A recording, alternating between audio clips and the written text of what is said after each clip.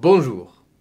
L'information génétique portée par la molécule d'ADN est fondamentale car elle permettra à la cellule de créer les protéines qui sont essentielles à son fonctionnement.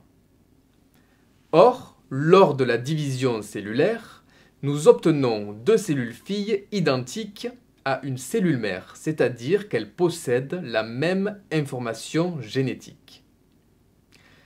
C'est que l'ADN doit donc exister en double exemplaire avant cette division cellulaire. Quel est le mécanisme qui permet la copie de cette molécule d'ADN? Jusqu'ici, nous avons représenté le chromosome sous forme de molécules d'ADN décondensées, de cette manière. Mais nous devons nous rappeler que cet ADN est sous forme d'une double hélice enroulée sur elle-même. Pour la suite du cours, je vais représenter cette double hélice sous forme déroulée pour que nous comprenions mieux. Donc une molécule d'ADN avec deux brins.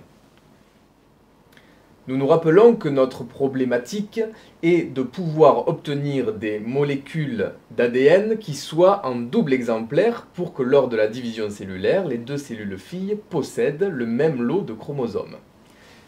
Nous partons donc d'une molécule d'ADN à deux brins, qui est représentée de façon déroulée. Lors de la réplication, il y a un complexe enzymatique nommé ADN polymérase qui vient se fixer sur cet ADN double brin. Ce complexe enzymatique a la faculté de séparer les deux brins d'ADN. Cet ADN polymérase progresse le long de la molécule d'ADN en écartant toujours les deux brins parentaux et en ajoutant des nouveaux brins d'ADN. Nous avons donc ici les brins parentaux des anciens brins et l'apparition de deux nouveaux brins. Comme nous avons la conservation de la moitié de la molécule d'ADN parentale et l'apparition d'une nouvelle molécule, ce mécanisme est dit semi-conservatif. Il se produit lors de la phase S de l'interphase. Voyons ce qu'il se passe au sein de la molécule d'ADN dans son ensemble. Donc nous partons toujours d'une molécule d'ADN deux brins. Et lors de la réplication, il y a en fait plusieurs ADN polymérases qui se fixent le long de cette molécule d'ADN. Donc deux fourches de réplication face à face forment ce que l'on appelle un œil de réplication. Cette réplication se déroule tout le long de la molécule d'ADN, sauf en un lieu appelé centromère. Ce centromère va rester toujours présent, et à la fin de la réplication, nous aurons deux molécules d'ADN identiques, reliées par le centromère. Ces deux molécules filles sont strictement identiques à la molécule parentale de départ. Pour comprendre la réplication, nous devons regarder de plus près la structure de notre ADN. Celui-ci est composé d'un squelette sucre-phosphate, représenté ici en gris, et de 4 bases azotées.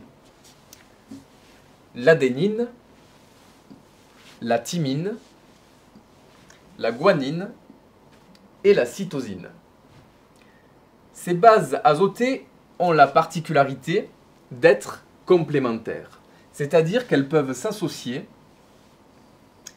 grâce à des liaisons chimiques, des liaisons hydrogènes. Mais ces bases s'associent deux à deux, adénine avec thymine et cytosine avec guanine uniquement.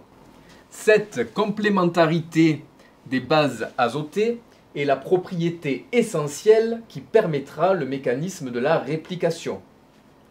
Notez qu'un nucléotide est l'association d'un groupement sucre-phosphate qui constitue le squelette de l'ADN et d'une base azotée. Voyons le détail de ce mécanisme de la réplication.